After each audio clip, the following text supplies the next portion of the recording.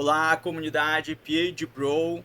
Essa semana estamos aqui com o PhD Bro Paulo Fernandes, que é nosso colega aí lá do Maranhão, lá da Universidade Federal do Maranhão, estadual, né? Estadual, Universidade estadual. Estadual do Maranhão.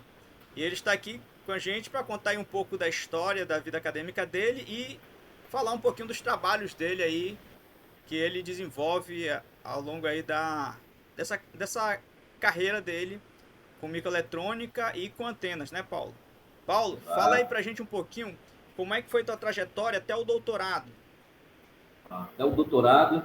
Eu, eu já comecei, diferente de alguns professores e alguns pesquisadores, cara, eu já comecei velho. Então, eu entrei na universidade, eu tinha 29 anos. Já estava casado, com duas filhas e trabalhava muito. 39, 29. 29, mas 29 tu começou o doutorado ou o mestrado? Não, a graduação. Graduação? E quando eu fui fazer, eu trabalhava muito. Sim, Então, não sei se pode, mas é aquela história. Eu sou evangélico, eu sou crente, não é sim, daqueles tempos bem doido, que acha que Jesus vem e eu vou. sim. Eu tenho essa ideia comigo. Então, Tu quando eu comecei, evangelizava, tu ia pra obra? também, já trabalhei como pastor de igreja no interior da Paraíba, eu sou da Paraíba, lá da cidade de Bahia. Trabalhei lá em várias igrejas. Quando surgiu a oportunidade, depois que eu já tinha duas filhas, numa empresa, minha mulher disse, rapaz, está na hora de estudar. Eu só fui estudar depois que minha mulher terminou a graduação dela e ela fez a pós-graduação dela em psicopedagogia. Eu ajudei ela, disse, agora é minha vez. Então fui fazer vestibular e naquele Tu tempo tinha curso técnico, tu tinha, trabalhava. Aí tu eu era trabalhava na área vendedor. técnica, como que era? Trabalhei na área técnica e trabalhei também como vendedor técnico, vendedor de Vendedor, né? indústrias, na área de indústrias. Neste ponto, comecei a estudar, fiz vestibular, minha mulher disse, rapaz, tu já faz mais de 15 anos que terminou o ensino médio, como é que tu vai concorrer com essa galera nova? Então, eu até me ajuda e fui estudar com livros pedi emprestado livros para poder me preparar. E fiz dois vestibulares. Naquele tempo, você lembra que você poderia fazer dois cursos em universidades federais diferentes. Sim, exatamente. Eu fiz engenharia de telecomunicações para o IFPB e fiz economia para o UFPB. Fiz vestibular para ser com dois. Top. Aí a mulher disse, você passou, mas não tem como você cursar. Você trabalha 10 a 12 horas por dia, como é que tu vai cursar esses cursos? Aí foi que veio uma grande bênção, né? Vou falar como testemunho. A empresa foi, o gerente geral entendeu que eu não tinha feito vestibular, que eu tinha procurado emprego na empresa, e ele me demitiu. Te Me demitiu? demitiu. Foi, me abençoou, me ajudou, me demitiu. Tá certo. Quando ele me demitiu, eu disse, rapaz, fui conversar com ele só, já faltei, comecei, disse, não, mas eu não quero mais você aqui, tudo bem. Foi quando, Deus, como é que eu vou passar? Abriu-se uma outra porta, um outro emprego, para eu vender uma coisa que eu nunca pensei que eu fosse vender, que era coxinha de salgado congelado. Uma indústria nova que estava nascendo no Nordeste, de salgados congelados, com uma mentalidade diferente. Eu entrei nela e falei para o gerente, olha, passei por dois cursos, eu quero estudar. Ele disse, você me dando resultado, você trabalha até de madrugada. Não estou nem aí. Top. Onde você, Home onde office. você vai estudar? Não quero saber. Você me trazendo resultado, problema seu. Tá Sim, certo. senhor. Aí o que foi que eu fiz? Eu, muito louco, queria terminar o curso já velho. No curso de engenharia, eu paguei o máximo de disciplinas e me inscrevia por semestre em 10 disciplinas de engenharia e Uou. 5 de economia. Eram 15. Então eu começava de 7h30 da manhã, terminava uma aula, ia vender, voltava de 10, assistia a aula, depois ia vender de novo, voltava de 2, assistia a aula de novo, saía de 3h30 e de noite, todos os dias. Pagava 15 disciplinas por semestre. Isso tu fez só um curso ou tu fez os Eu fiz os dois? dois juntos. Tu fez os dois juntos? Os dois juntos. Aí quando tu fala 15 disciplinas é os 10 de engenharia e 5 de economia. e 5 de economia.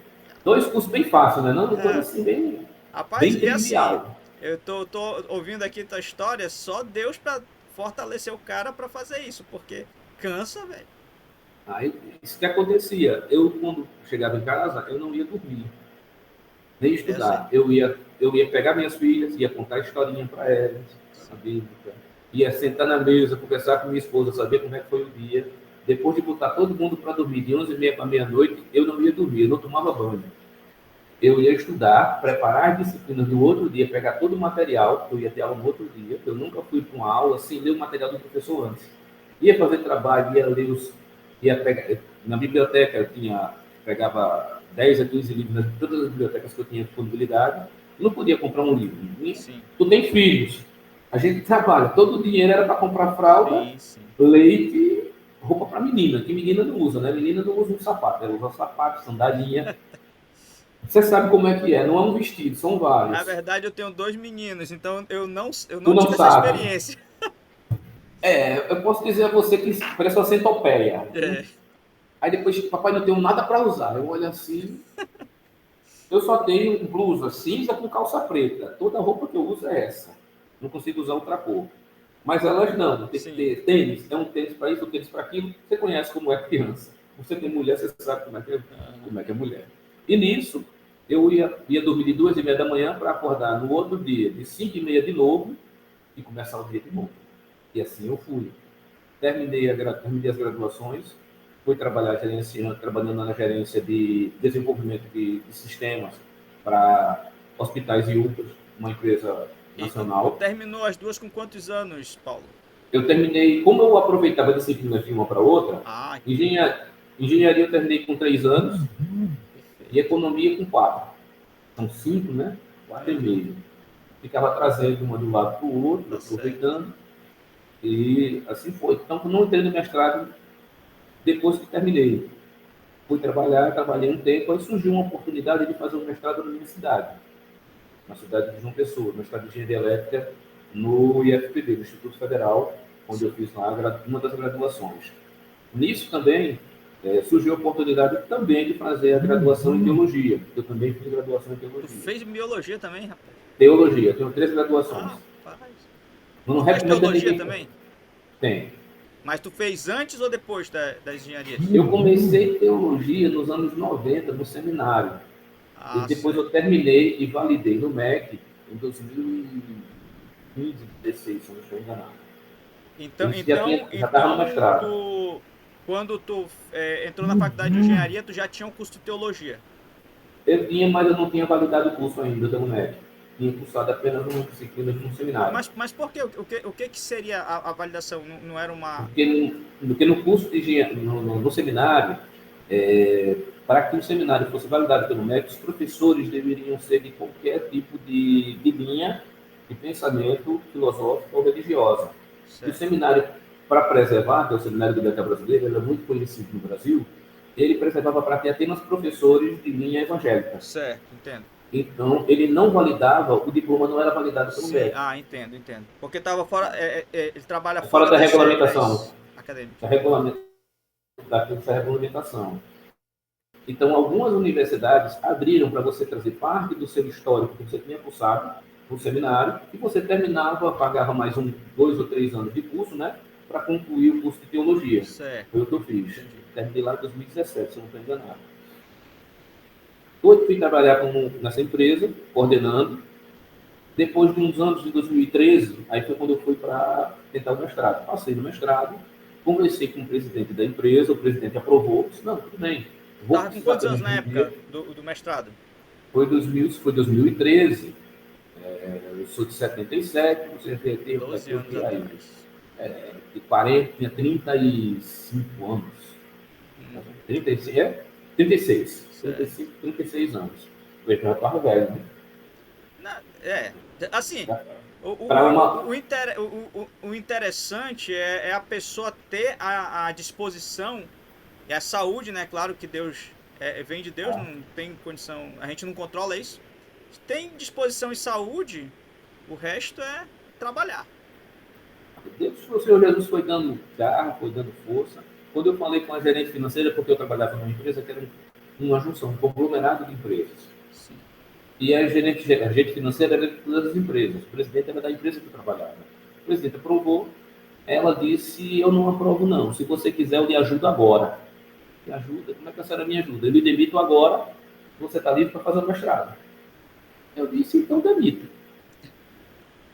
Eu vivia viajando para o Rio Grande do Sul, não parava em casa. e eu tinha já pedido a Deus, que para mim era muito cansativo. Certa vez eu passei 20 dias, passei um tempo morando no Rio, com minha família em João Pessoa, passei 20 dias. Quando eu chego em casa, de 5 horas da manhã, peguei minha comida e levei a praia, João Pessoa. Quando eu cheguei para ela, às 10h30 da manhã, me liga o presidente da empresa dizendo, olha, já comprei uma passagem de volta hoje, 3h30 da tarde, porque eu nunca se acabando no Rio de Janeiro. Eu digo a minha família, que faz 20 dias que eu estou fora de casa, eu volto quanto? Você tem uns 15 dias, dá para me imaginar. Já sabe, eu não vou ver minhas filhas crescer, eu vou viver com o trabalho. Eu não casei com ela, eu não casei com o trabalho, eu casei com mulher. Tá certo. Então, nisso, fui demitido mesmo. Isso me fez me dedicar ao mestrado. Com foco, eu já não sou mais uma criança. Com foco no mestrado, eu terminei o mestrado com 1 ano e meio. Certo. Nesse meio tempo foi quando eu vivi. Não, isso foi em 2016. Isso, 2016. Em 2014, eu participei de um congresso chamado MOMAR, que é o maior congresso de eletromagnetismo do Brasil. E foi o primeiro artigo que eu fiz sobre antenas bioinspiradas, e eu ganhei um prêmio, o prêmio de melhor trabalho nesse congresso. Tu já estava com o professor Freire na época? Não, eu estava com o professor Paulo Henrique do IFPB, eu estava no mestrado. Isso, mestrado, tá. Estava no mestrado, isso foi em 2014. Ganhei essa premiação, foi o primeiro do Nordeste a ganhar um prêmio como esse, né? Ninguém tinha ganho antes, né? Não tinha chegado a esse patamar. Mas o eletromagnetismo, tu veio se interessar mesmo, ficar apaixonado ali na época do mestrado, ou tu já gostava antes? Na verdade, na graduação, eu fui uma das primeiras pessoas a trabalhar com fractal, com FSS dentro do IFPB. Tu já trabalhou com fractal na graduação?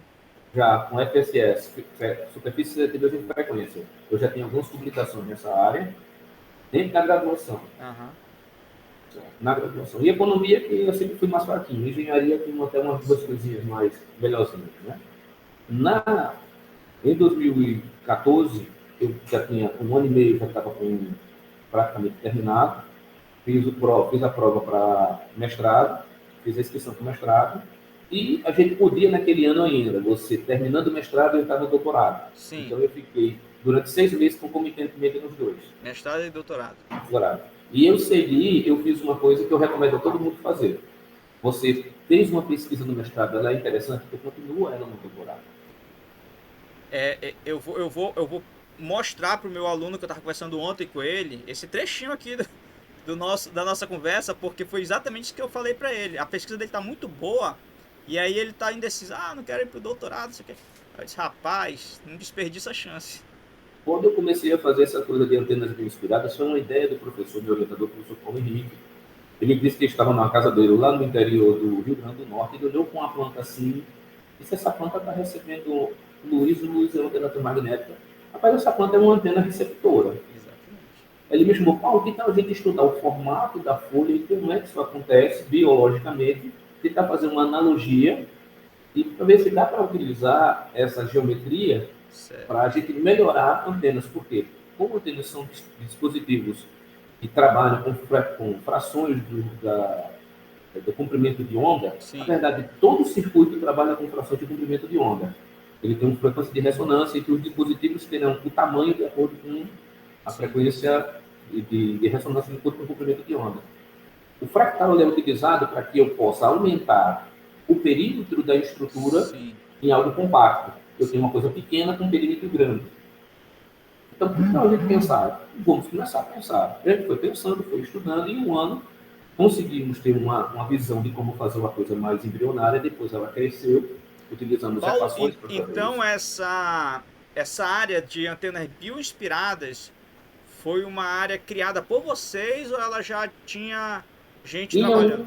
Tinha um trabalho incipiente desde 2009, mais ou menos, 2009? Na área da China, 2009. Certo. Na China, 2009, 2010, na China e em um outro país.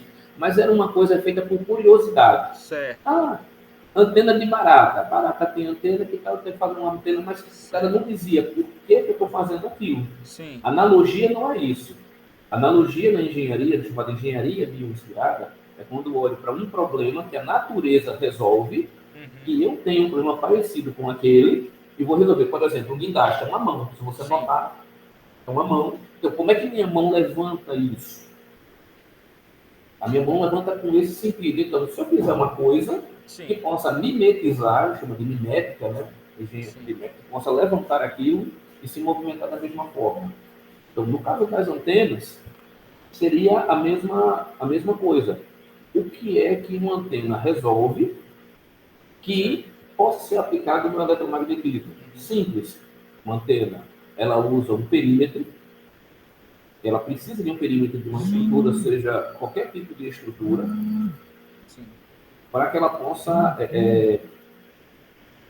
trabalhar numa determinada frequência de ressonância. Exato. É interessante que quando eu comecei a trabalhar contigo, nessa colaboração, Pode deixar aí. Desculpa. quando eu comecei a trabalhar contigo, que eu vim entender uma coisa na antena, porque eu tinha noção de que, por exemplo, um condutor, uma arte metálica, o melhor comprimento de onda ali para ele entrar em ressonância é L/2, né? O comprimento dele sobre 2. Mas assim, eu nunca tinha pensado no porquê L/2. Eu usava aquilo porque era a regra. Aí quando eu comecei a trabalhar contigo, que eu comecei a verificar a questão do perímetro, aí eu descobri, L/2 porque o perímetro daquilo, de uma arte, é 2 vezes o comprimento, né? Comprimento de onda. Então, isso aí é o que já nos ajuda. Então, mas foi visto o seguinte, olha, se tiver, como é que a gente vai fazer? Então, usamos equações polares para isso. E aí a gente fez um artigo, foi dois trabalhos que foram muito bem aceitos. Quando eu entrei no mestrado, com 6 meses, eu já consegui a minha primeira publicação. Sim. Com menos de um ano, eu já tinha 2 publicações de uma revista muito boa. No mestrado? No mestrado? No doutorado. No doutorado. Quando eu entrei no doutorado, né? Eu já estava com 2 publicações. Isso já foi 2015, certo? Já estava em 2015. Com 1 ano e meio, eu já tinha 3 publicações, inclusive uma primeira antena totalmente transparente no mundo. Eu consegui um material que é chamado ITO, hoje ele pode ser comprado, mas no tempo pouca gente conhecia, que é um condutor transparente. Condutor transparente. Eu acho que tu levou uma amostra dela lá para Minas, né? Levei, no tempo, 2016, eu levei para lá o pessoal lá de Santa Rita do Sapucaí, me chamou, disse, rapaz, eu só acredito vendo. Eu puxei da bolsa, disse, bota um LED aqui, vai medir. Quando o cara mediu, aí o cara fez de novo, ele fez, eu tô vendo, estou medindo, mas não acredito. O bicho é transparente e flexível, e ele transmite, exatamente. Aí ele ficou. Depois eu fiz o primeiro dispositivo, né? Também tem umas coisinhas guardadas. Fiz outras coisas também que guardei, para não publicar naquele momento. E com isso, no ano de eu já tinha 3 artigos publicados em revistas de alto impacto. Mais artigos de congresso, inclusive aqui. Sim. Uns 6 ou 8 artigos de congresso. Mais capítulos de livro. E mais tinha submetido mais 3 submissões de patentes. Com isso, eu defendi minha tese de doutorado em 2017 com 2 anos e meio de doutorado. 2 anos e meio, né? Quando tu começou a trabalhar com o professor Freire, já foi logo depois do mestrado? Logo antes do mestrado. Antes de terminar o mestrado. Com 1 ano e meio já está pronto para defender, eu pensei, eu preciso continuar o meu doutorado, porque se eu parar, o negócio vai ficar, não vai ter condição, o cara não vai ter ritmo. E eu pensei, o professor Freire me atendeu muito bem, ele disse, olha, eu aceito você como aluno, porém eu vou ser sincero, eu não entendo da sua área, minha área é microeletrônica aplicada. O legal no doutorado é isso, que o aluno ele tem que ser o cara da área. Olha, você se garante na sua pesquisa, ele disse, na minha pesquisa eu me garanto, professor. Ah, legal. Você, agora perguntei, qual é a regra do jogo? O que é que vale aqui dentro? Eu sou novo na área, eu vim de uma empresa privada, o que vale é a competência e você dá resultado para a empresa. Sim. O que vale aqui? Ele disse publicação. Que tipo? De revista de alto impacto. Exatamente. É o que vale aqui. Sua regra de jogo não é você chegar e dizer, estou aqui com um produto final. Sim, exato. Se você não tiver como levar isso para a comunidade científica externa, num formato de um artigo, numa revista de grande impacto, que aquilo seja aceito mundialmente, seu trabalho não é validado. Então, precisa ser validado por parceiros no mundo. Então, por isso que a gente submete trabalhos a serem avaliados. Sim. Sim, senhor. Comecei a escrever meu primeiro artigo no segundo mês do doutorado. Eu já tinha resultados, Sim. levei o que eu já tinha de expertise do mestrado para o doutorado, cresci com isso, no DOC, e ao ponto de hoje, que se você procurar Telas Mil Inspiradas ou Vários Spartan Temas em inglês, você vai encontrar meu nome lá nos principais artigos que ativo. E tá recebendo royalty já? Mas que nada. a gente faz as coisas para o futuro. Pois é, né? A questão do artigo, ele não te dá royalties, né? Não, pelo contrário. Se você quiser um artigo, você entende muito melhor do que eu, tá? Que se você tiver um artigo uma grande revista, hoje, para você publicar ele free é complicado, você precisa pagar. E os valores, para nós que somos brasileiros, não são pequenos. Por exemplo, agora eu fiz um trabalho em absorvedores eletromagnéticos. Eu sou curioso, então eu consegui fazer uma coisa em 2014, que era um absorvedor eletromagnético flexível, e guardei o trabalho. Eu simplesmente guardei. Eu digo, eu vou esperar uma pessoa que queira trabalhar com isso, vou passar para ela e a gente desenvolve junto depois. Surgiu um professor aqui, quase 10 anos depois, o professor Paulo Henrique. Paulo, eu quero trabalhar com alguma coisa. Mostrei para ele o que era. Sim. Eu não entendo, se o senhor vai entender. Então vamos estudar, fui dar o material, ele foi analisando, a gente foi conversando, até o ponto de eu faço uma coisa com os alunos, eu acredito que você também, os alunos do mestrado e doutorado. Todo o primeiro artigo deles eu escrevo. Se eu estiver orientando, veja, você fez engenharia como eu fiz engenharia, fiz economia, você fez também. Qual foi a disciplina na graduação, mestrado e doutorado, que você estudou que te ensinou a escrever um artigo? Nenhum. A gente aprende porque a gente tem que aprender. Na verdade, quando eu comecei a escrever artigo, na época do mestrado, eu pensei, cara, como é que eu vou fazer? Aí eu vou seguir o modelo dos artigos que eu tô lendo. Então eu tentava escrever parecido com aqueles que eu lia. E aí foi essa técnica que eu... Eu já fui uma coisa mais, vamos dizer, mais didática. Quando eu fui escrever meu primeiro trabalho, o meu professor olhou assim e fez, miserável, tu não sabe escrever não, eu vou te colocar num curso de português. Curso de português. Para você aprender, pelo menos, a escrever alguma coisa. Tudo bem, o que é que eu fiz? Peguei as melhores revistas dentro da minha área no mundo, abri 100 artigos dessas principais revistas e coloquei em diversas guias. Aí eu olhei, primeiro parágrafo do abstract de cada inglês. Sim. Aí fui ver como é que esse cara está escrevendo o primeiro parágrafo, como é que aquele fez. Isso, era isso que eu... Mesmo. Até eu conseguir entender o que é que estava se esperando no primeiro parágrafo, no segundo parágrafo. E o interessante é que, assim, a gente lendo artigos da mesma área, do mesmo tema, a gente vai começando a perceber, né? Opa, eles estão falando de forma parecida aqui, esse artigo está falando de forma parecida. Aí a gente vai pegando aquelas técnicas e aí vai transportando para formar a nossa metodologia, né? Exatamente. E hoje eu aprendi alguma coisa, né? Hoje eu sou avaliador, sou convidado para avaliar pelo menos em 14 a 15 revistas do mundo. Tem umas 14 ou 15 revistas, dá até mais. Incluindo nelas também a Nature, da Wiley. A Nature ainda não tinha me convidado. Depois dessa última publicação que a gente fez junto, aí me convidou. Aí eu já estou com um artigo que eu tenho que entregar amanhã, a revisão dele. Aí tem outros também da Springer, Elsevier. Tem várias delas que convidam, né? Às vezes dá, tem artigos que não vale. Agora, uma coisa que eu gostaria de deixar bem claro. Os artigos que eu avalio, que não são poucos, 90% deles não são da Europa, não são da China, são da Índia. Sim. São indianos. E 99% deles, a qualidade é extremamente baixa. Raramente eu aprovo um artigo que vem de lá, porque muitas vezes a linguagem é muito ruim, ou o que eles estão apresentando, eles estão pegando coisas do livro dos textos. É como você pegar, por exemplo, um seguidor de linha, um carrinho seguidor de linha. Então eu vou fazer um artigo do carrinho seguidor de linha, mas qual o diferencial? Não, é um seguidor de linha. Então fazem a mesma coisa. Não tem inovação, não tem nada de novo. E muitas vezes, quando tem alguma coisa nova, eles não sabem dizer o que tem. E não sabem modelar aquilo matematicamente. Sim. Até eu digo aos alunos, como você também deve dizer, o que é engenharia?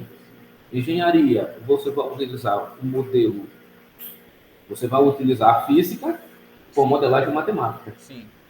Professor, irmão, o que é que o engenheiro faz? Ele só faz três coisas. É três coisas simples que o engenheiro faz. E o que é? Se não existir, a gente constrói. Se já existir, a gente melhora, chamado de otimização. E se tiver quebrado, a gente conserta. A gente só faz isso. Aí, não, professor, é só isso. Eu digo, é só. Se você conseguir fazer isso, não existiu, a gente constrói. E existe, a gente melhora, a gente otimiza. E se tiver quebrado, a gente conserta.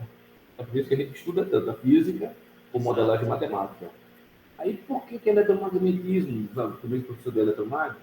Por que é difícil? Porque quanto mais complexo for o fenômeno, a modelagem matemática é mais complicada. Então, você pega um circuito RC. Por que a modelagem do circuito RC é daquele jeito? Existe uma complexidade naquilo, mas eu estou vendo o dispositivo. Imagina uma coisa, Carlos, que eu não vejo. Eu não sei qual é a modelagem magnética. Então, tá no trabalho. Mas voltando ao trabalho, quando eu terminei meu drop, meu professor Freire, Sim. ficou preocupado. Eu disse, Paulo, tu vai trabalhar em quê? Ele disse, olha, nenhuma empresa quer me dar emprego porque eu faço doutorado. Todas as áreas que você faz doutorado, eu não posso trabalhar.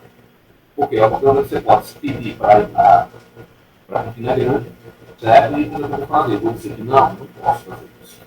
Então, quando você tiver um doutorado, não tem um emprego. Então, eu fiquei sem trabalhar durante o período, por isso que eu queria terminar tão rápido, para poder voltar no mercado de trabalho. Então, ele conseguiu, olha, tem uma possível vaga de uma bolsa de fixação de doutor lá na Universidade Estadual do Maranhão. Eu disse, bom, tu sabe quando fica o Maranhão, isso não tem a menor ideia. O avião subiu, não sei se vai para a esquerda ou para a direita. E tu tava na Paraíba, né? Estava na Paraíba. Assim, na minha cabeça aqui, que eu tô no norte, aí as coisas são tão perto de uma da outra, um estado tão perto do outro. 1.600 quilômetros. Não é tão perto. 1.600 quilômetros. De ônibus dá 33 horas de viagem. Pra gente aqui, a distância a gente só conta em horas de voo, não tem nem como contar em quilômetros, porque pra sair daqui...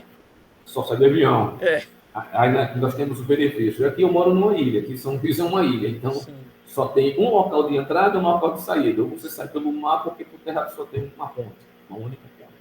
E nisso eu vim, passei nessa vaga para fixação do doutor, misto.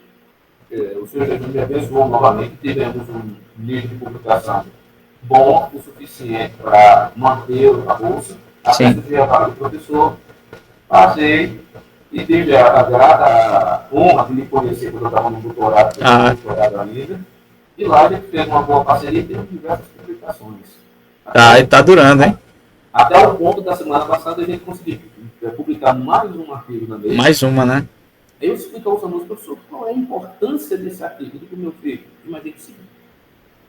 Tem um monte de gente parecida comigo, mais inteligente do que eu, com maior capacidade do que a minha, com maior investimento do que o meu, com melhores equipamentos, com mais recursos. Todo mundo na Europa, na Ásia, Sim. ou em outros países mais avançados, certo? Querendo publicar nessa revista e a gente consegue. Sem ter dinheiro, com dificuldade para pagar até o artigo, sem ter material, sem ter grandes máquinas. Por quê? Porque a gente faz o que a gente tem que fazer. O que é? O brasileiro dá um jeitinho, não é? Eu não gosto dessa palavra. A gente ganha. Eu tenho um aluno que dizia pra gente aqui, ele não voltou para fazer o doutorado ainda, mas ele dizia bem assim, professor, aqui no Amazonas a gente faz microeletrônica com arco e flecha, porque é só o que a gente tem. É a mesma coisa, a gente faz com aquilo que a gente tem e fazendo das tripas coração. A galera lá tem como é aquilo, fresadora laser. Sim. A gente tem uma fresadora velha que muitas vezes nem funciona. Sim. E a gente derrete circuito de percloreto de ferro. Eu acho que você já fez muito também. Sim, não, totalmente. A gente faz em percloreto de ferro, enquanto a galera, por exemplo, Santa Rita do Sapucaí, lá em 2016, já tinha uma impressora laser lá fazendo cortes, se eu não me engano, a 10 micrômetros, uma linha de transmissão. Sim. Contra a gente, para poder trabalhar, aquela dificuldade, eu tive que desenvolver uma técnica de percloreto de ferro. E é interessante, né, Paulo, porque mesmo sem ter os níveis de tecnologia mais avançados que os nossos colegas têm por aí nos outros laboratórios, tem muita coisa que dá para a gente trabalhar, para a gente fazer novidade, né, para a gente construir novidades com tecnologias não tão modernas. Para quem trabalha com microeletrônica, você conhece mais do que eu digo isso porque você, professor, são pessoas que vieram, né, emergem da microeletrônica. Eu me lembro que em 2017, você pode até me corrigir, mas em 2017, 2018, a máquina mais avançada de produção de chip do Brasil tinha 17 anos de atraso tecnológico. 17 anos é que eu acho que ela tinha sido colocada para funcionar. Para funcionar. Tinha 17 anos de atraso tecnológico. A máquina mais avançada de microeletrônica no Brasil em 2018. Até onde eu sei, de lá para cá não foi comprado nada novo. Então nós temos um delay aí de mais de 20 anos. Não, infelizmente nós temos essa desvantagem com relação a todo o resto do mundo, né? A gente não tem um processo de fabricação estabelecido aqui, nem que seja para gente, nem que seja didático, né? Mas isso é triste aqui na questão nacional. Mas eu acho que tem empresas que eles têm isso, né? Então, assim, não é para o aluno ali de faculdade e tal, mas o aluno que tem interesse em trabalhar em microeletrônica, eles têm essas oportunidades. Aqui em Manaus nós temos o Instituto Senai de Inovação, que lá eles têm diversos maquinários de etapas de processo. Eles não têm o processo completo, mas o aluno ou o profissional acaba interagindo ali com várias etapas de processo de fabricação. Então, assim, tem um pouquinho ali, um pouquinho aqui, então, assim, a gente vai fazendo as partes o que dá para fazer, né? Eu acho que aí vocês têm uma grande importância, porque você tem, eu considero que um grande centro. Você pode até completar para mim, mas Santa Rita do Sapucaí, eu creio que uma parte lá de São José, lá em São Paulo, Ribeirão Preto não, São José, Ribeirão Preto, Santa Rita do Sapucaí, Manaus, são um grande centro de desenvolvimento nessa parte de microeletrônica, se não estou enganado, não? Olha, assim, eu acho que quando a gente considera governamentais ou do sistema da indústria, do sistema Senai, eu acho que só. Mas quando a gente considera a indústria, lá em Minas Gerais tem uma boa estrutura lá, eles têm várias empresas. Assim, o nosso grupo lá do Optima, da UFMG, todo o tempo eles estão lá convidando, divulgando vagas, né, para trabalhar em projetos, circuitos e tal. Ferramentas, design, que é o que geralmente mais eles colocam, mas também tem outras vagas também para trabalhar ali em parte do processo. Eu acho que não é a maioria, mas tem algumas. Só que, assim, novamente, eu acho que o gargalo para o Brasil é a questão do domínio tecnológico. A gente vê agora, né, nesses primeiros 6 meses aqui do governo Trump, essa briga aí deles para trazer as tecnologias de terra raras ali para os Estados Unidos, estabelecer vários setores da indústria, porque assim, a indústria sai do país, a gente passa a ser só consumidor, né? E aí o domínio tecnológico realmente a gente não tem. E aí se chegar uma hora a gente precisar fabricar aquilo, aí a gente fica vendido. E não apenas isso. Eu converso com os alunos depois da graduação, o que eu sinto falta é o aluno conhecer pesadamente, Carlos, o conceito das coisas. Sim.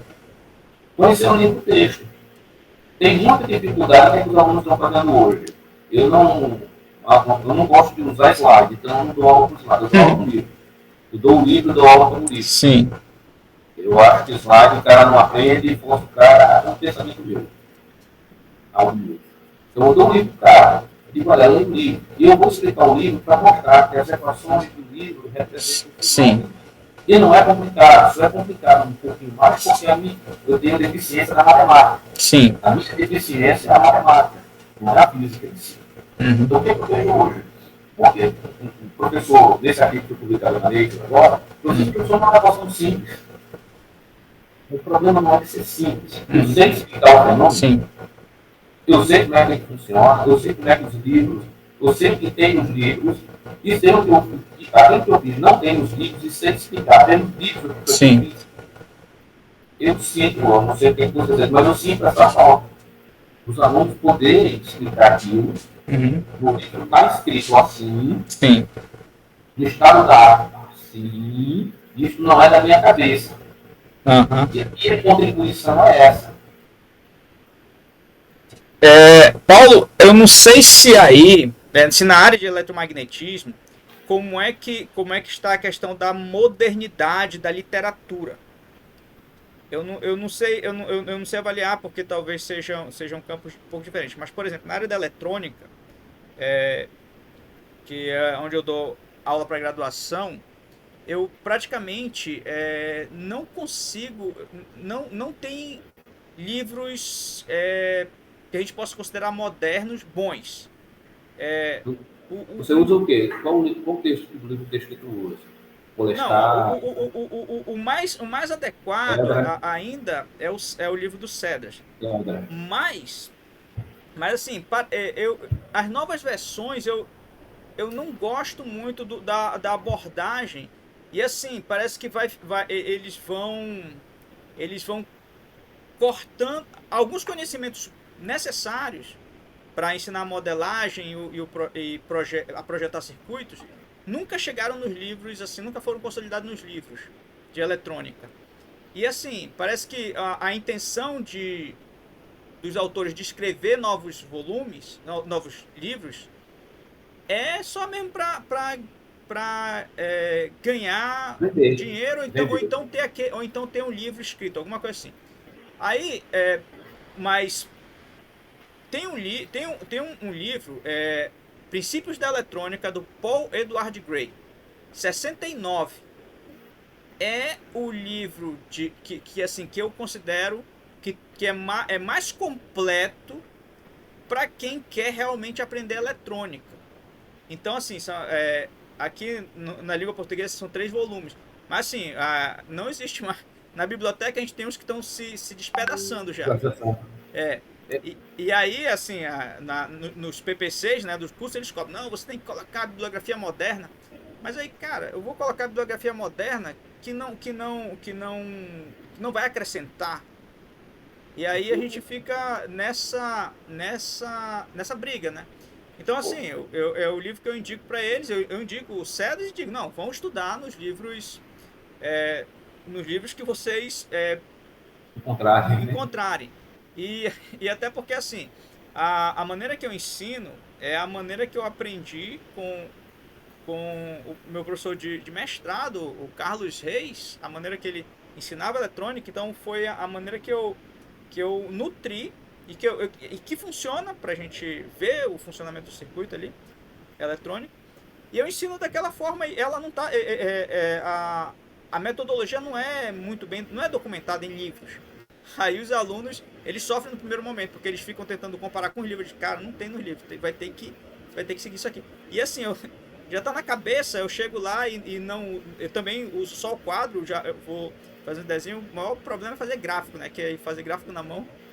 Dá um pouquinho de trabalho. Então, assim... Mas eu acho que é uma coisa que você tá vendo. Igual, eu todo a cada 6 meses, eu entro em alguns sites, alguns canais, e vejo todos os livros novos que foram lançados dentro da minha área. Eu baixo tudo. E procuro ler tudo. Para saber o que é que tem que modificar, o que é que tem sido modificado, o que é que tem de novo. O que eu posso dizer a você que eu tenho lido dentro dessa área de antenas e eletromag é que faz uns 10 anos que não tem nada. É a mesma coisa. até mais de 10 anos que é a mesma coisa. Pois é. Aí por isso que eu te perguntei eu acompanhei aí o desenvolvimento dessa área que tu trabalha com mímica, né, de folhas e tal, de antenas bioinspiradas. E aí eu vi que era algo realmente que eu nunca tinha ouvido falar dentro do eletromagnetismo, que eu achei bem fantástico aquilo. Eu achei bem fantástico porque ali as plantas elas não trabalham com a radiação eletromagnética da maneira que a gente trabalha aqui na questão de rádio, né? Elas trabalham fazendo fotossíntese e tal, mas aquele formato delas, ela deve ter alguma relação com a questão da eficiência da luz que ela precisa absorver, né? A ideia para cada planta é ela ter o mínimo de espaço possível para captar o máximo de energia. Exato. Então, ela tem que ser uma estrutura compacta. Então, para isso, ela tem os folículos, e cada folículo daquele tem um arranjo complexo de antenas. Para receber em cada arranjo dele uma quantidade X de fótons. Esses fótons são captados por esse arranjo, é levado para um chamado de centro de reação complexa, e esse centro de reação complexa transforma essa energia fotônica a partir do processo de fotossíntese, né? E vai usar água, vai usar outros elementos químicos para produzir energia. Certo. Mas tudo funciona como se fosse um arranjo complexo de um monte de antenazinhas captando aquilo ali. Certo. Então, o formato dela em si, ela tem que ser compacta o suficiente, mas com um perímetro grande para captar o máximo de energia na menor área. Certo. Uma planta não vai ter espaço infinito. Sim.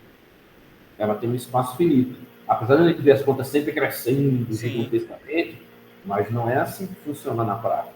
Ela tem limitações, até para a própria existência dela. Sim. Ela não pode ter folhas infinitas.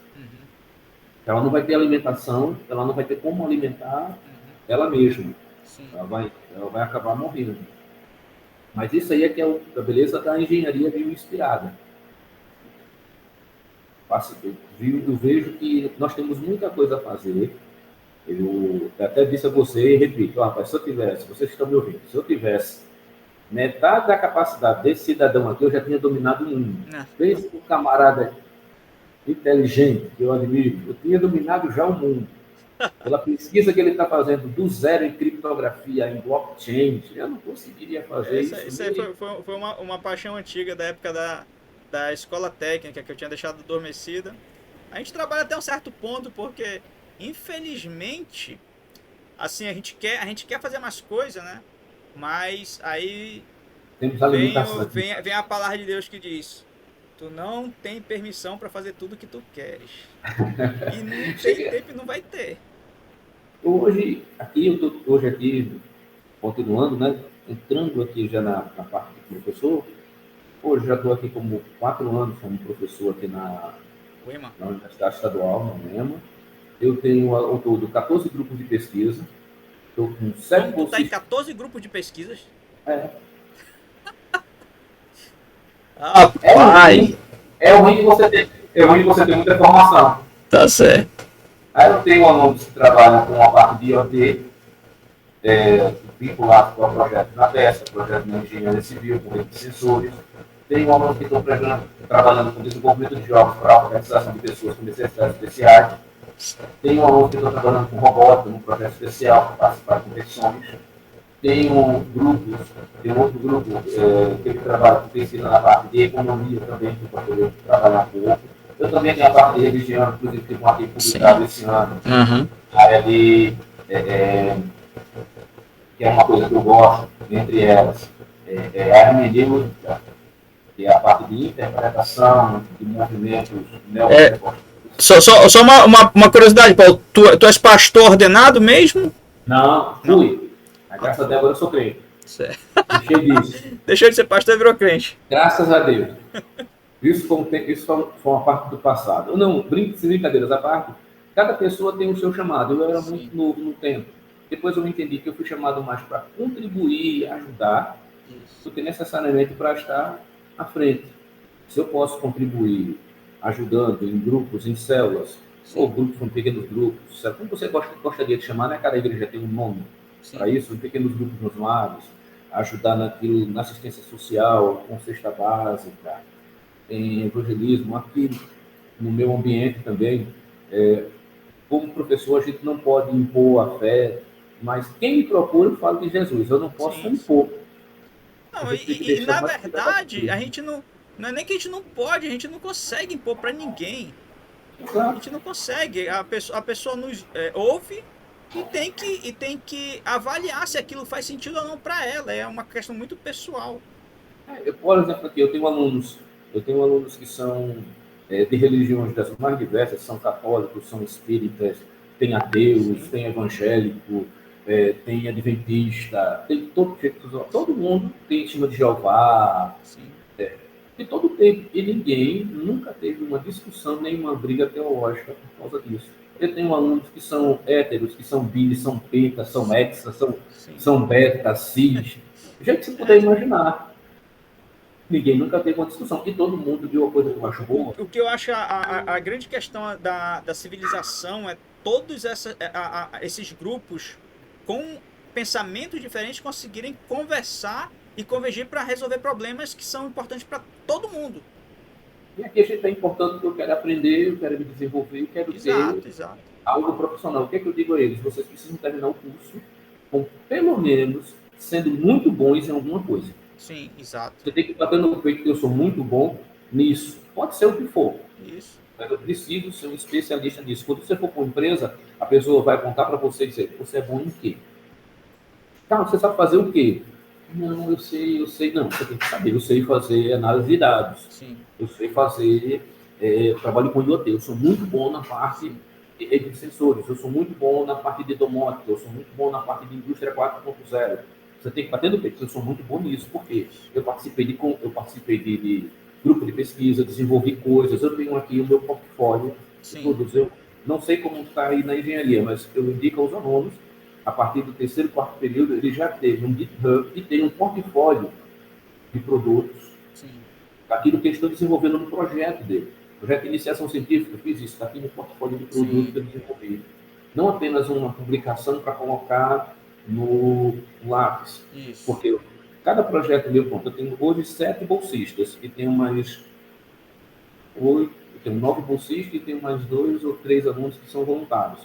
Mas cada projeto desse sai pelo menos um capítulo de livro, um artigo de congresso, um artigo de revista. Rapaz, eu tava olhando lá, o teu Lattes tem um monte de capítulo, né, cara?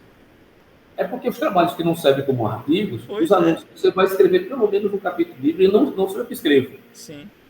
Eles escrevem, manda para mim, eu corrijo, escreve de novo. De novo, eles passam 2 meses fazendo. Professor, é difícil demais escrever isso. Eu acho que escrever é a dor maior que o ser humano, é a dor mais difícil que o ser humano tem. Para mim é muito difícil. Para mim é muito difícil escrever. Eu acho muito difícil, porque escrever para mim é fácil. Uhum. Escrever para Carlos, entender o que eu quero dizer, sim, é muito complicado. Tem que ser claro. A linguagem, né? E assim, agora tu tocou nesse assunto, quando a gente começa a estudar um pouquinho da história da ciência, principalmente da matemática, isso foi uma das coisas que atrasou, que deve ter atrasado o desenvolvimento da matemática por causa da linguagem, né? A linguagem não era única, então tu escrevia ali de forma textual mesmo, outros começavam a usar um símbolo, às vezes um queria dizer a mesma coisa, mas não conseguiu se entender. Não, você pega eu chamo isso de a maldição de Babel. Você tem, por exemplo, o livro do Maxwell, certo? Do Clark Maxwell. O livro dele, o Tratado sobre Eletromagnetismo, escrito em inglês, ele não tem as equações que nós conhecemos bonitinho lá. Pois é, exato. São 23 equações quaternárias. Quaternárias? De 4 dimensões. Sim. São 23 equações de 4 dimensões. E depois de 10 anos de pesquisa pelo Osberg e o Robert Osberg, você pronuncia o nome. 10 anos em 2 locais diferentes, eles desenvolveram aquilo que nós conhecemos como cálculo vetorial, que nada mais é do que uma tentativa de melhorar, de deixar mais palatável aquelas 23 equações quaternárias de Maxwell. Aquelas 23 equações viraram 4. Então todo o modelamento para o cálculo vetorial Foi só para otimizar a linguagem de Maxwell. Foi feito para tentar explicar o eletromagnetismo de Maxwell. Para tentar explicar como é que eu deixo 23 equações de uma forma que qualquer pessoa possa entender numa linguagem mais palatável. Saiu o cálculo vetorial, que nós usamos hoje para absolutamente tudo. É assim, Paulo, tu falando aí e tal, cara, Deus te fez para ser professor. Porque, assim, é exatamente isso que... Essas informações que fazem diferença para o aluno. Porque, às vezes, o cara vai ter aula com um professor que vai ter aula de eletromagnetismo. O professor, ele não é aquele cara que é apaixonado pelaquela área. Então, ele vai trazer aquela informação do jeito que ele consegue entender. Ele não tá muito preocupado em melhorar o... Eu posso fazer uma crítica, cara, Pode se me falar. permite? Uma crítica que eu gosto de fazer é o seguinte. Eu estudei pedagogia pesada, esses grandes pensamentos. Eu discordo de quase todos os teóricos. Porque a maioria dessa pedagogia é feita para criança. Quando você pega, sei lá, Piaget estava analisando crianças, não serve para jovem, não serve para adolescente, não serve para adultos. A teologia de Paulo Freire ela é uma coisa, um pensamento neomarxista, não tem nada a ver com o desenvolvimento mesmo. Mas o que acontece é que você fez engenharia, quantas disciplinas de didática tu pagou durante o teu curso? Não, nenhuma. Ninguém te ensinou a ensinar. Não. Ninguém te ensinou, tu não pagou disciplina nenhuma de aprendizado, o que é aprendizado, como aprender. Você não pagou disciplina nenhuma de didática, você não pagou disciplina nenhuma de ensino. Então, professores de engenharia, certo? Eles ensinam da forma que eles aprenderam na engenharia. E o que acontece muitas vezes é que eu e você ministramos aula como se Carlos estivesse sentado na frente dele com o conhecimento que ele tem agora. E a gente espera que o aluno tenha o nosso conhecimento e a gente começa a dar aula para a gente, não para o outro, como escrever. Então, minha filha, ela está fazendo... Eu tenho uma filha que já é farmacêutica, graças a Deus passou agora no mestrado para farmácia também. E eu tenho uma mais nova, que tem 19 anos, e está no 6º período de elétrica. Sim. Aí ela disse, papai, o professor que eu mais amo é aquele que ele ministra a aula como se eu fosse anencéfalo, como se eu não tivesse cérebro.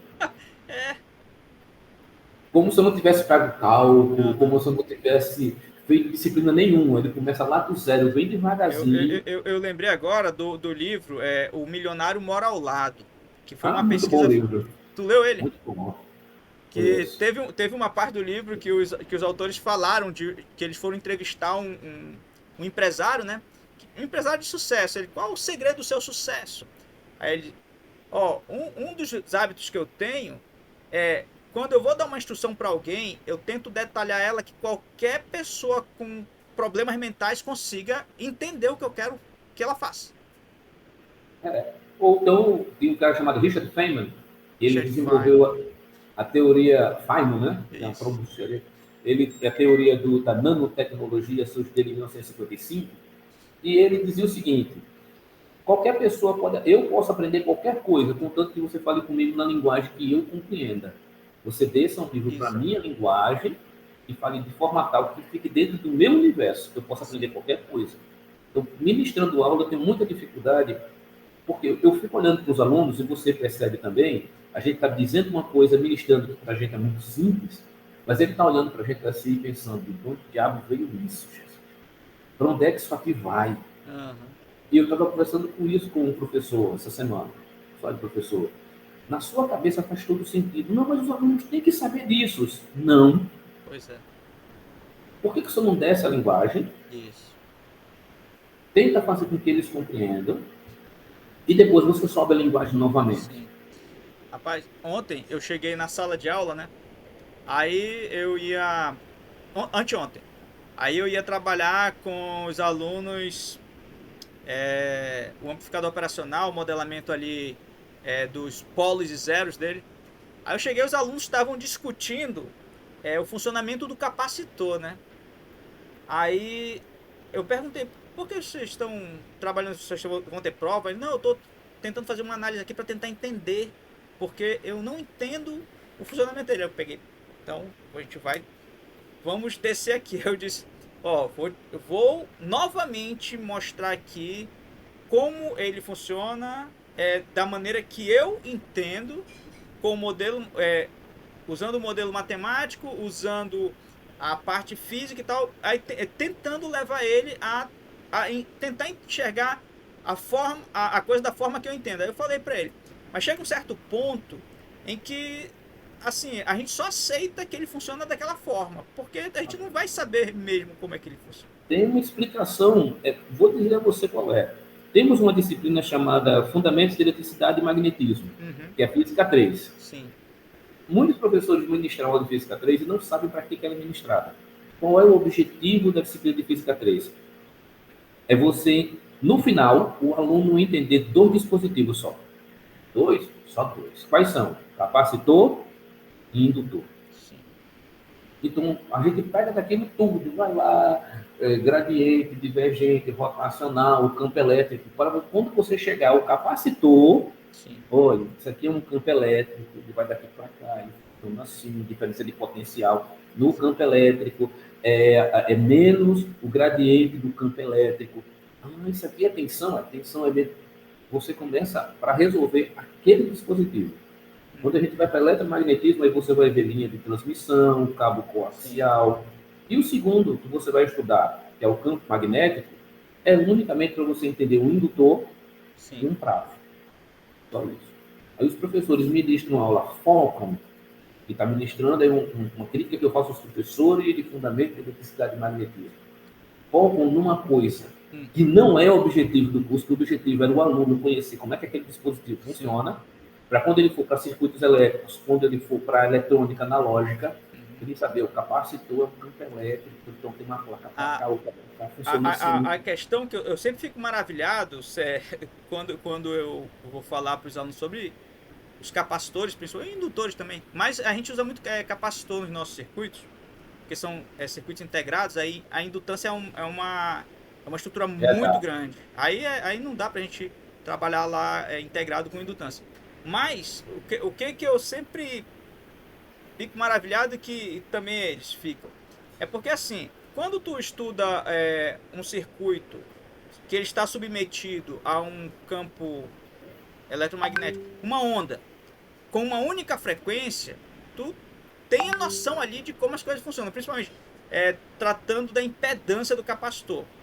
O problema é quando a gente tem o espectro inteiro de frequência. Aí o capacitor, mesmo assim, ele consegue lidar com cada frequência individualmente, vai ter uma impedância para cada frequência e consegue separar todas e lidar com elas. E aí isso aí é um negócio fantástico demais. Aí é onde entra a parte do número complexo. Exato. E a frequência de ressonância do teu circuito. Ele vai permitir fazer isso. Como? É como se eu tivesse minha mão para cá, né? Eu fazendo isso e isso. Se for um circuito CA, fica muito mais fácil a gente ver. Porque você vê a tensão indo e ela voltando, ela mudando de sinal. Isso. Ela vai, ela volta, ela vai, ela volta. E o capacitor, aí você tem lá aquela constante de tempo que a gente bem conhece, né? Isso. A constante de tempo do capacitor, ela tem totalmente relação com um número exponencial, que a gente representa aquilo como um fasor, aí vai começar um número... A gente já estuda no domínio de Laplace, né? Então assim, já vai para a frequência. A gente já trabalha direto na frequência. Quer dizer, a gente trabalha no domínio do tempo, mas assim, quando a gente está fazendo esses estudos, é muito no domínio da frequência, né? Então ali a gente... Já usa a transformada de Laplace, fica mais fácil. Fica mais fácil fica mais fácil para a gente. Eu tenho dúvida se fica mais fácil para o aluno. Sim. Assim, ele vai ter que fazer uma decisão.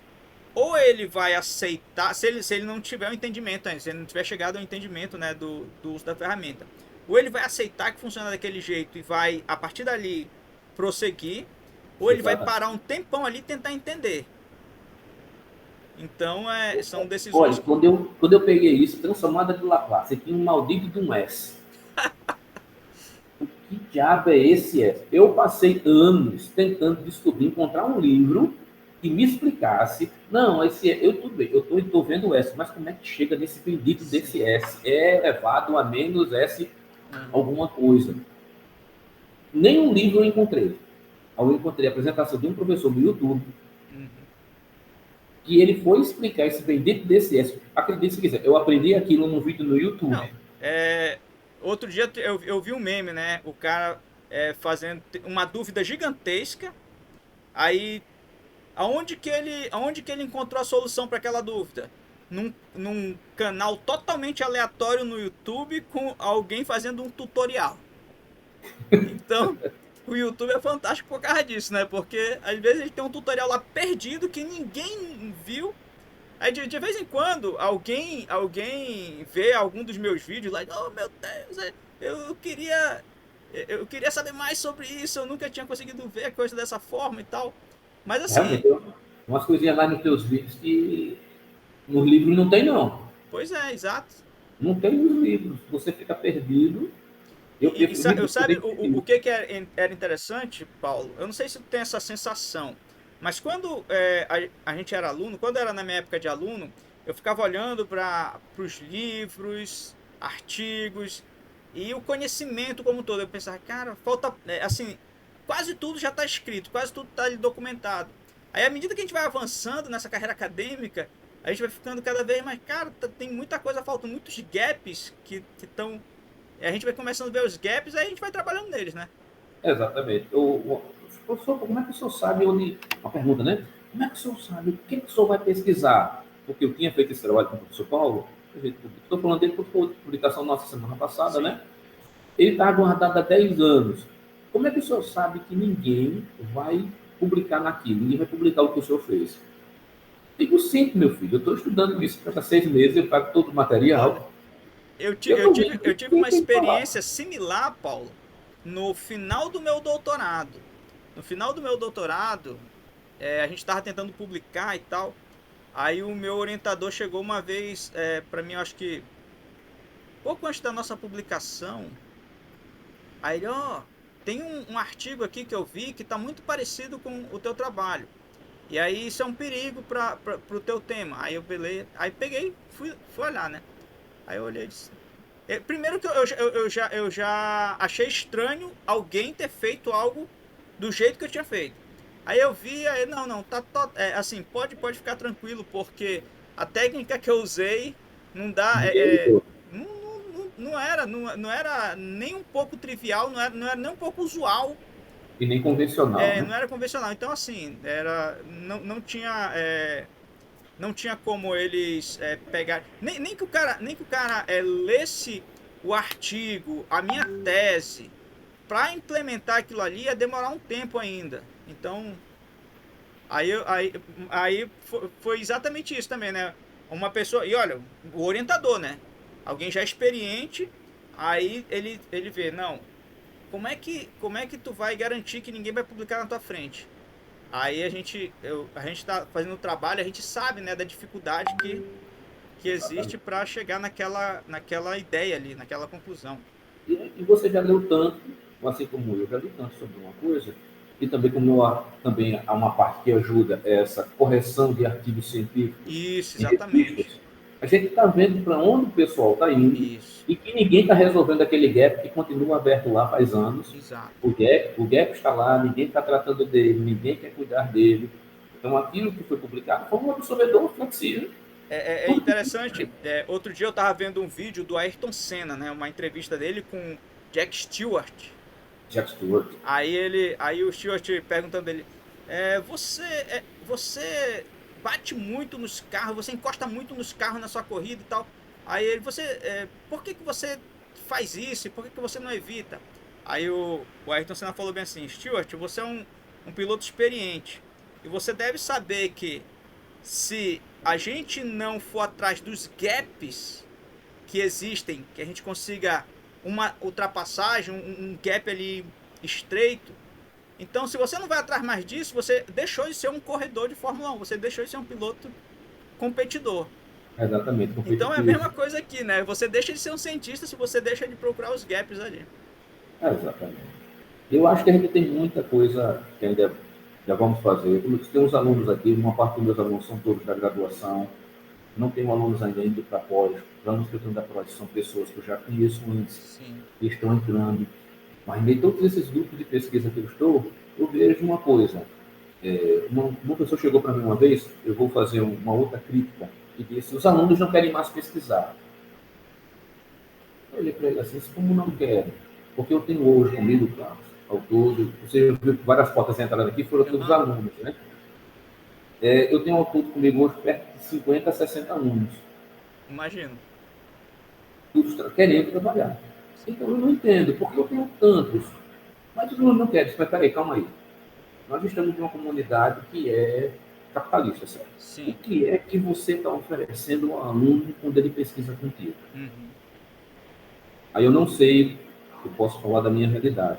Eu também faço avaliações de projeto de pesquisa, de iniciação científica, eu faço parte do comitê. E na maioria dos relatórios, o professor nunca leu o relatório do aluno. Não corrigiu o relatório, o aluno manda o relatório de qualquer jeito.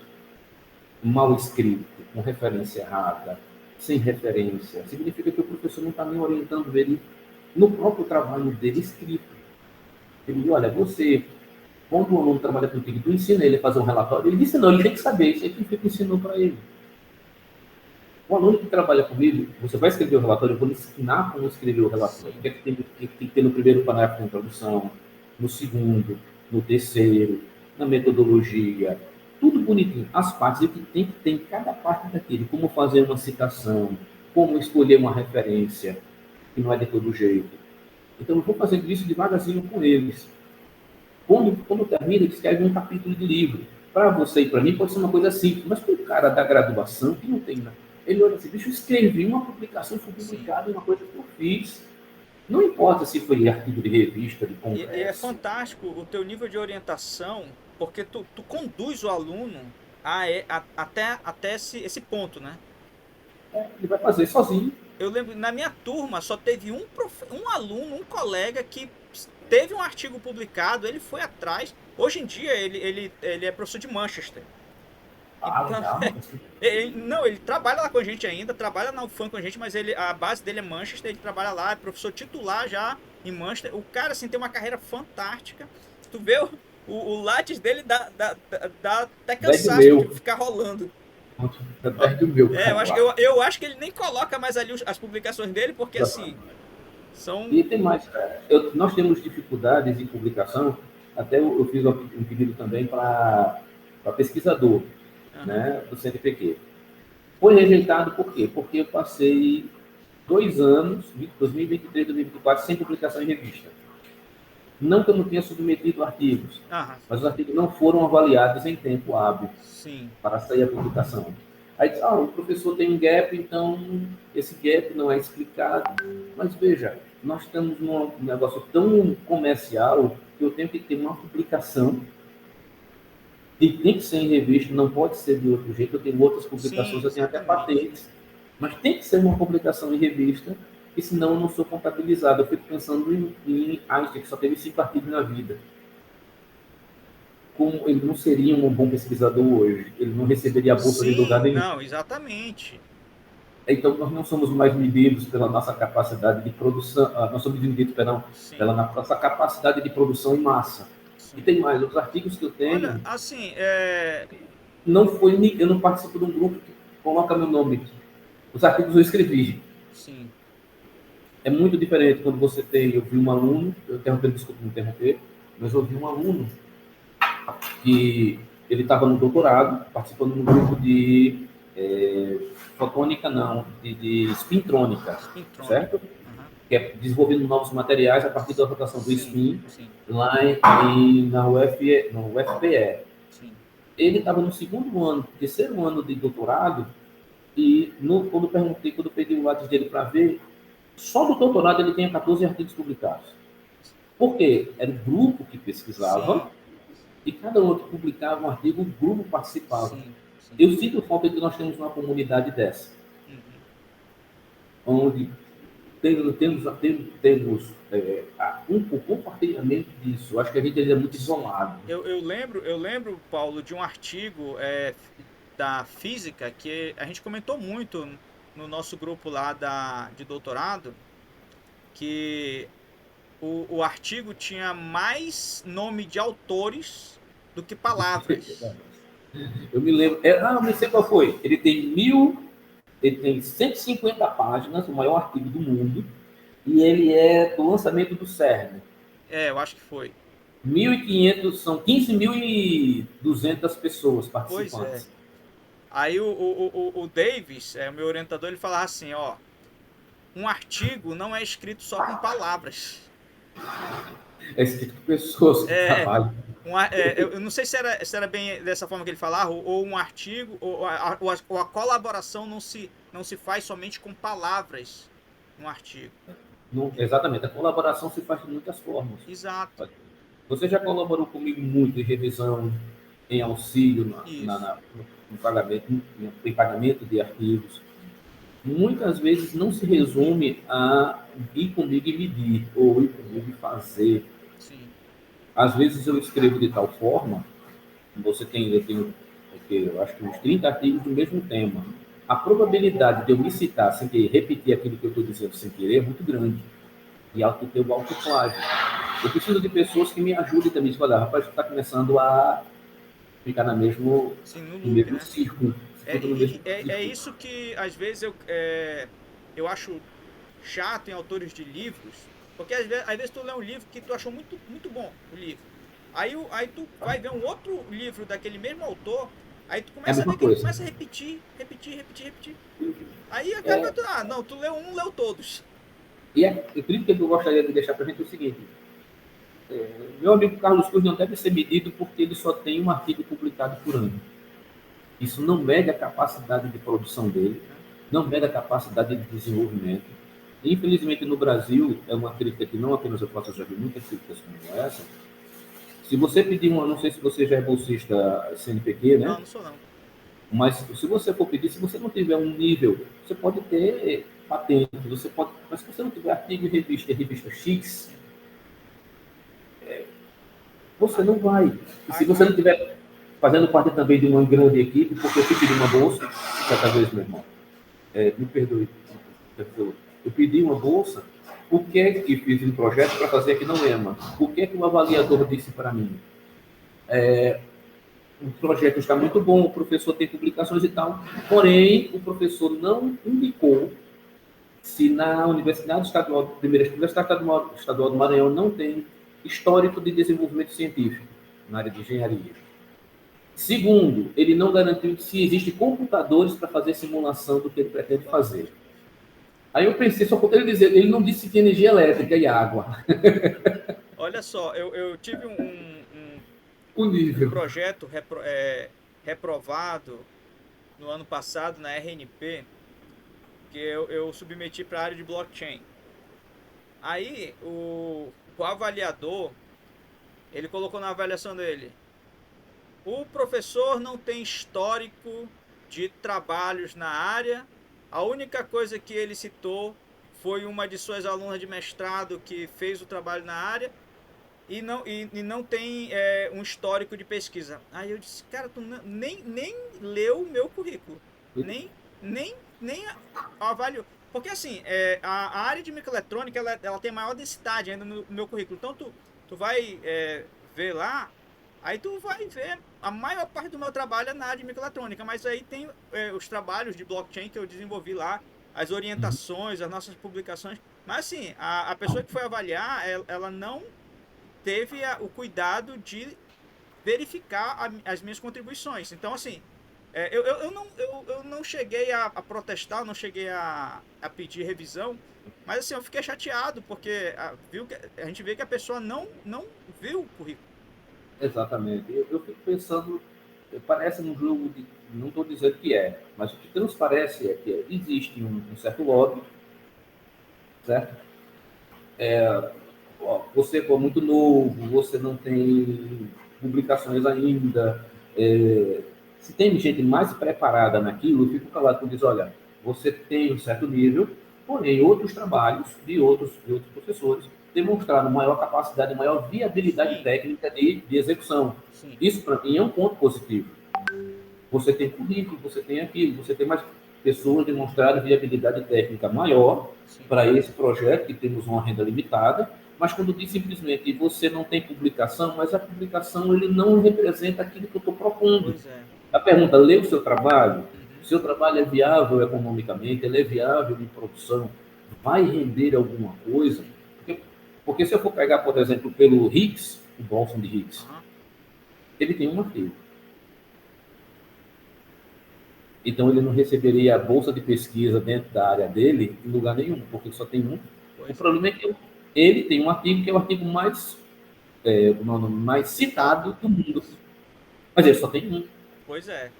Assim, uma coisa que eu tenho avaliado, Paulo, nessa carreira acadêmica é assim, se a gente for perseguir o nível de qualificação que os comitês exigem lá para a gente conseguir ter a bolsa de pesquisa, às vezes a gente acaba ficando paralisado em outras áreas, porque assim, se eu for perseguir só aquilo, eu vou trabalhar para ter um monte de publicação para satisfazer um comitê que eu vou ganhar uma bolsa ali de R$1.000, que não vai me ajudar muito, enquanto tem outras possibilidades de atuação que não vão necessariamente me exigir uma quantidade grande de publicação, mas que eu também não quero deixar de mão essa parte acadêmica de continuar, até porque o programa depende disso, né? Todo programa de graduação.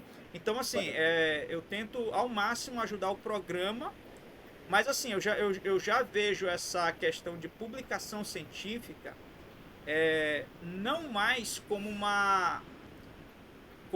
fator para mim pessoal, mas contribuição para o programa e para o aluno, porque eu sei que o aluno ele tem que ter, mas assim, eu que comento, olha, eu já tenho publicação, já tenho meu doutorado, se eu publicar mais um artigo, para mim é só mais um artigo, e para o cara que está lá, é a saída dele da pós, o início dele de uma carreira, é uma outra coisa. E assim, a gente tem vários exemplos fantásticos na nossa vida. Os meus 2 orientadores de mestrado e doutorado, assim, são figuras, são referenciais para mim. Tu é um referencial para mim, saiba disso também. E assim, academicamente, eu olho para o teu desenvolvimento, que eu acompanhei, assim, ali, a partir do momento que eu te conheci, eu acompanhei o teu desenvolvimento, a gente trabalha junto. E assim, eu te vejo como alguém exemplar assim, dentro da academia, e assim, eu acho que Deus te fez para isso. Mas assim, as outras figuras, por exemplo, o meu orientador de doutorado, assim, ele começou a investir em outras áreas a partir do momento que ele se tornou titular, né? Assim, 2020 e tal. Então, eu olho para o currículo dele Lattes hoje, não tem assim uma evolução desde a acadêmica, assim, na questão de publicação, as orientações, aquele trabalho acadêmico que a gente preza, que a gente está dentro do PPG ali, a gente trabalha.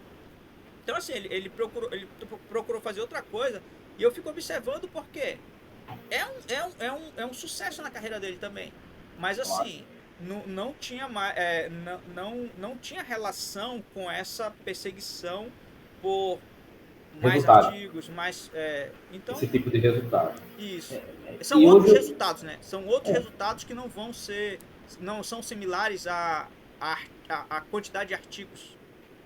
Hoje eu estou aqui, hoje eu estou como coordenador, eu estou como chefe de departamento, cuidando dos professores, aqui da engenharia de computação, estou com esses projetos de pesquisa, estou participando de extensão, né? Tem pelo menos aí projeto de iniciação científica, iniciação tecnológica, também tem alunos de iniciação tecnológica, iniciação científica, alunos de extensão, estou orientando dois alunos também na pós-graduação, um em Campina Grande e outro aqui na UFMA.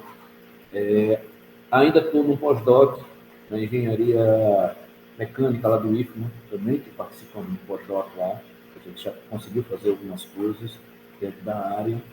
E ainda estou achando pouco, ainda estou pensando em fazer medicina esse ano aqui na Universidade Estadual, que abriu um curso de medicina. Eu digo, rapaz, eu estou sem fazer nada, estou com tempo ainda, né? Certo. Eu não estou fazendo nada na vida, ainda dá tempo. Ainda dá tempo.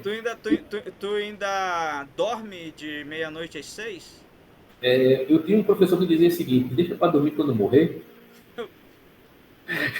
Quando eu era novo, Paulo, eu achava um desperdício de tempo a nossa necessidade de dormir. E aí, quando a gente é novo, a gente, cara, faz tanta Tudo besteira, vai. não dorme direito. E Hoje eu aí, sofro demais com isso. quando a gente vai ficando velho, aí, cara, Eu não... a minha mãe dizia, ó, tu vai sentir falta, tu vai sentir falta. E hoje eu sei. Hoje eu quero dormir e não consigo. Não, eu quero encontrar mais tempo para Tempo dormir. para dormir. Rapaz, eu queria dormir. Eu não vou mentir a você, eu queria dormir. Eu não consigo dormir. Mas tu não consegue porque tu não tem tempo ou porque tu não tem sono? Eu não tenho sono. O sono não vem. Aí o cérebro fica funcionando o tempo todo, tentando resolver alguns problemas. Eu passei muitos anos, como disse, pagando 15 disciplinas, dormindo todo dia, de 2 da manhã. Sim. Aí acordando de 5h30, o organismo não acostuma. Sim. Então meu corpo não consegue ficar muito tempo deitado, parado. Está sempre pensando em resolver alguma coisa. E isso é um problema. Já fui no psiquiatra, ele me recomendou uma medicação, só que a medicação, eu não tomo ela constantemente, porque se eu tomar, ela me deixa 24 horas droga. Imagine você funcionar com freio de mão puxado. Sim, não, eu sei como é. Eu dormindo, tem dias que eu tô assim. Aí, por isso que eu não tomo sempre, a minha mulher não gosta também. Ela diz, você fica estranho, você não fica você mesmo, você fica leve, muito devagar, então não quero. Mas a gente vai batalhando da forma que é possível. E aqui, cara, Deus está me abençoando. Temos pessoas que trabalham comigo, nós estamos organizando o nosso departamento. Hoje nós temos, somos um curso de engenharia de computação. Agora nós temos um site. Que maravilha. Que legal.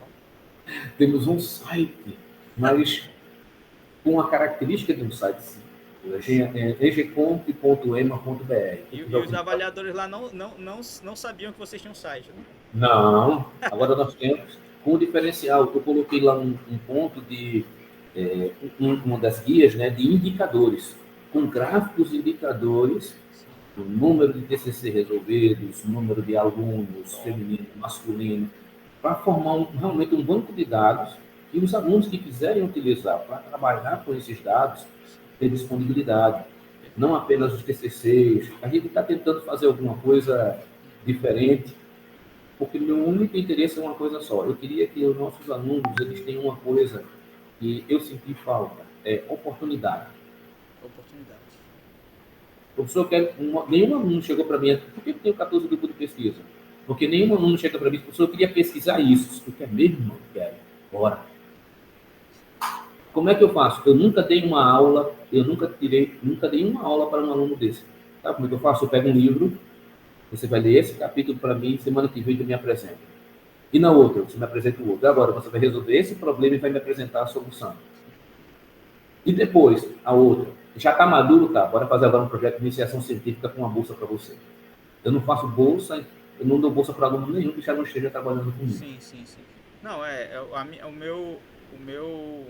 minha forma de trabalhar também é similar. O aluno começa trabalhando comigo, passa pelo menos 6 meses. Aí, se ele conseguir tocar o trabalho, geralmente, quando ele submete o trabalho de pesquisa de PIBIC, ele já está com o trabalho pronto. Ou quase finalizado. A ideia aí quando ele é aprovado, é só mesmo para fazer os relatórios. Aí quando eu não sei, eu vou estudar com ele. Um aluno entrou comigo para pesquisar, ele queria cibersegurança. Rapaz, eu entendo pouco, mas bora entrar em cibersegurança. Ele já conseguiu invadir um monte de redes, você vai acabar sendo preso. Mas redes locais, que foi feito para ser invadidas, né? Eu brincando com ele, rapaz, tu vai acabar sendo preso. Mas a gente fez realmente para ser invadido, para fazer testes de invasão. E hoje a gente está trabalhando com segurança em rede de sensores, desenvolvendo soluções para segurança em LoRa. LoRa 8. Segurança com rede LoRa. Paulo, o nosso tempo, ele já passou 25 minutos, mas assim, a conversa vai longe, assim, a gente tem muita coisa para conversar. E assim, vamos, a gente vai, tu vai ter a banca aí com a gente, né, no final do mês, e assim, eu quero conversar contigo para ver se a gente melhora, aumenta nossa quantidade de colaboração. Claro, certo? Se puder ajudar. Em orientações, em troca de ideias, assim, porque eu acho que tem uma sintonia muito grande e eu acho que a gente tem que reforçar essa interação entre a UFAM e a UEMA aí com os nossos grupos de pesquisa. E aí, já que tu tá em 14, eu acho que se tu entrar em mais um, não vai fazer diferença. Relaxa. Ainda tem uma coisa para você ainda. Vou escrever um outro artigo, acho que agora para junho, julho, também na área de teologia, que vai ser meu segundo artigo de teologia. Aí vai ser uma análise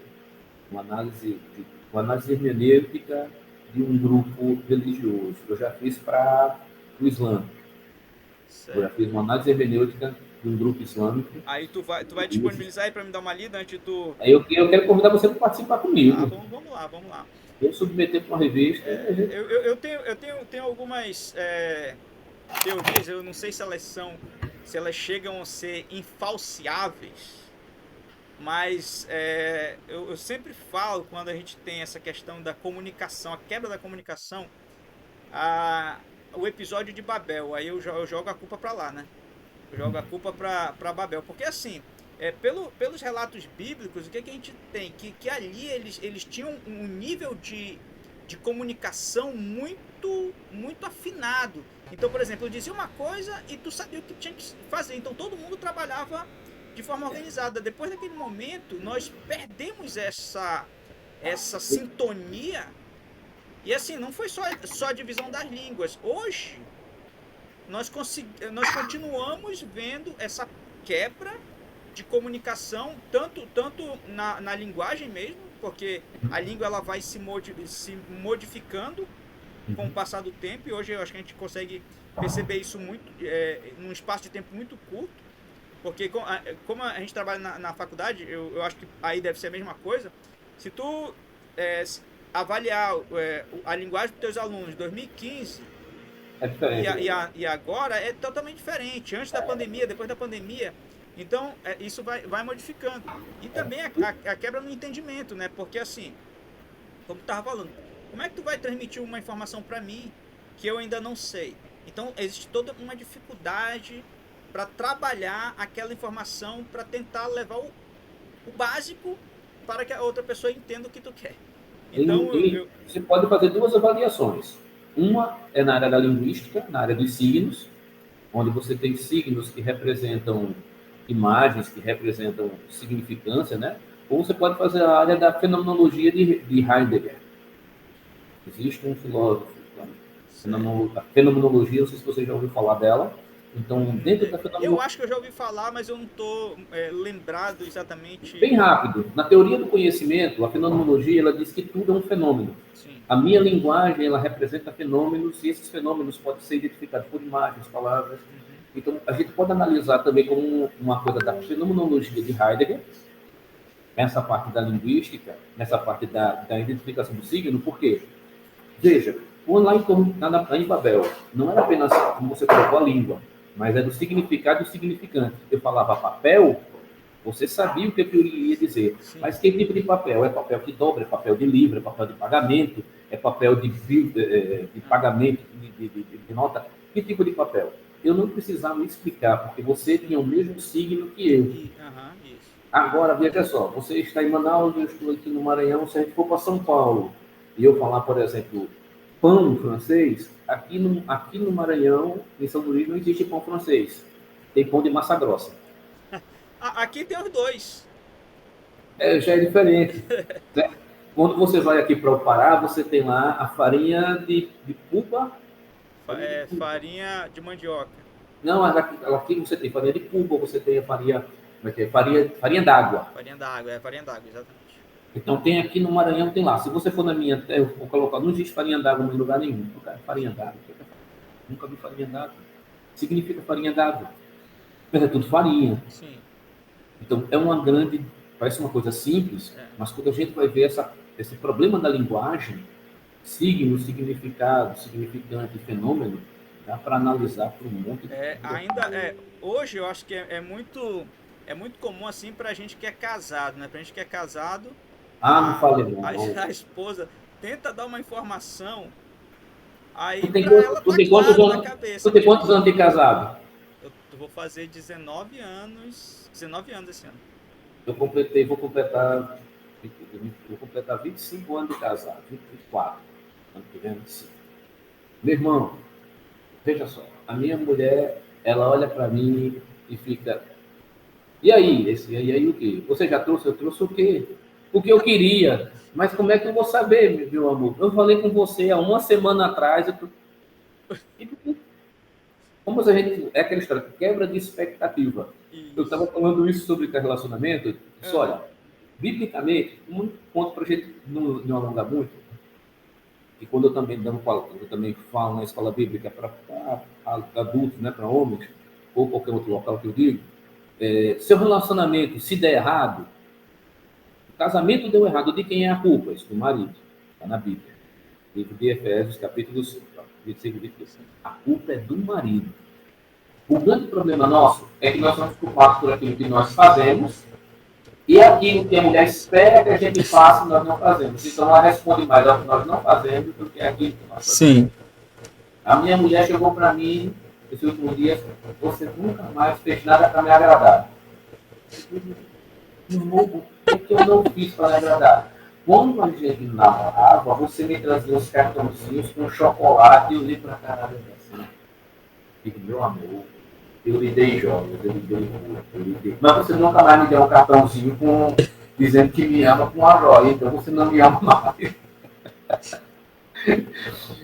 Você veja, é a quebra de expectativa. Exatamente. O que eu digo para o pessoal que vai casar? Digo uma coisa. Você leu alguma coisa de casamento? Mano, leu algum livro de casamento? Não. Leu algum livro sobre mulher? Não. Leu algum livro sobre homem? Não. Eu pergunto, só colocar uma máquina bem complexa para você manipular e eu não lhe der manual nenhum, nem treinamento nenhum. Qual a probabilidade dessa máquina quebrar na sua mão? Ela é de 100%. Casamento é pior. Exatamente. Filho é pior ainda. Exatamente. Mas os meus filhos, quando nasceram, o médico não me entregou um manual. Ele não disse, ficou na placenta, né? Foi jogado com a placenta. Né? Tá aqui um manualzinho, quando ela fizer isso, é isso, quando ela fizer aquilo, é aquilo, que vai fazer isso, vai fazer isso. Não veio o manual. O manual que a gente tem, como cristão, é a Bíblia. E o manual da Bíblia não, ela é com princípios. Sim, não é uma regra clara. Princípio bíblico é respeito. Você tem que respeitar seu filho. O princípio bíblico é o guia. Você tem que pegar na mão dela, você tem que levar. O princípio bíblico é um exemplo, mas não é claro. Sim. Então, eu digo, olha, se você não lê um livro sobre relacionamento, sobre mulher, sobre casamento, sobre homem, nós homens interpretamos a realidade de uma forma, a mulher interpreta de uma outra totalmente diferente. É como nós somos professores hoje. E eu sinto que muitos de nós que somos professores esquecemos que nós somos alunos e como era ser aluno. Exatamente. E a gente vê o pessoal solteiro, esquece que um dia foi solteiro e esquece como é que é viver como solteiro. Exatamente. A gente olha para os nossos filhos e os filhos acham que a gente nasceu adulto. E a gente esquece o que era ser criança. É engraçado porque quando a gente... eu olhando hoje o crescimento dos meus filhos, ele já o mais velho está 17, já vai para 18, eu fico pensando, cara, como passou rápido. E quando eu olhava pro meu pai, eu disse, cara, eu não vi ele adolescente. Para mim ele já era... quando eu conheci ele já era adulto, né? Já nasceu velho. Exatamente. A minha filha olha para mim, e quando eu falo de infância, o senhor foi. E já tem 19 anos. O senhor foi novo algum dia? Pois é. Né? A mais nova tem 19, a mais velha tem 23. Já é adulto, né? Já entende, mas não consegue olhar para o pai e pensar, meu pai um dia foi adolescente. Criança. Exatamente. Foi jovem. E a gente também tem dificuldade de se colocar nesse e a gente só vai refletindo e pensando nessas coisas. Eu não sei se todo mundo, mas eu acho que a maioria, no momento que a gente passa pela experiência, né, de ser pai. Uma coisa que eu queria colocar para que você conversasse, você chamasse pessoas para conversar, são duas. A primeira delas, se você pensar, certo? Nós estamos tendo muitos alunos com necessidades especiais, TEA, com transtornos e necessidades especiais. Como tratar esses alunos e como levar esses alunos à pesquisa, à concentração e à aula. Certo? Tem um aluno até que eu indiquei a ele, professor, eu não consigo ficar quieto, eu tomo um remédio. Você pede licença ao professor, sai 10 minutos, volta de novo e assiste sua aula. Sim. E o segundo como nós vamos nos comunicar e fazer os nossos alunos pesquisarem e aprenderem usando o IA. Exatamente. Eu estou criando um grupo de pesquisa que eu estava conversando hoje com o nosso professor, com um dos professores, que ele estava aqui no podcast na semana passada, o professor André, exatamente um dos pontos é esse, é a utilização da ferramenta, né, para a nossa profissão. E dizer que aquilo é uma ferramenta, não é um fim em si mesmo. Exatamente, exatamente. E aluno, eu já peguei muitos trabalhos de alunos, relatórios, eu olho, meu filho, quem escreveu foi um IA. Eu não sei como é que o senhor sabe, meu filho, pelo amor de Deus, eu estou na universidade há 300 mil anos, eu não sei reconhecer o que um aluno faz, o que uma máquina faz. Exatamente. Mas eu coloquei em corretor, e você pode colocar em 100 corretores, e isto não é uma linguagem de um aluno. Um aluno não fala ademais. Algum aluno já falou para tu ademais alguma vez? Não é uma coisa que você escreve. Tá certo. Então é uma coisa para a gente pensar, como nos comunicar Exatamente. Com essa era de IA. E eu agradeço. Eu quero que agradecer a você, meu irmão, pelo convite. Muito obrigado aí pela tua participação. Daqui a pouco vai pro ar aqui e aí eu te mando o link, tá? Então, se puder ajudar, estamos aqui. Comunidade PhD Bro, esse foi a nossa entrevista aí dessa semana, professor Paulo Fernandes. Já está convidado para voltar de novo para conversar sobre outros temas e também esses temas que a gente não consegue esgotar, né? Então, está convidado novamente, Paulo e comunidade PhD Bro. Fiquem com Deus e até a próxima. Valeu, irmão.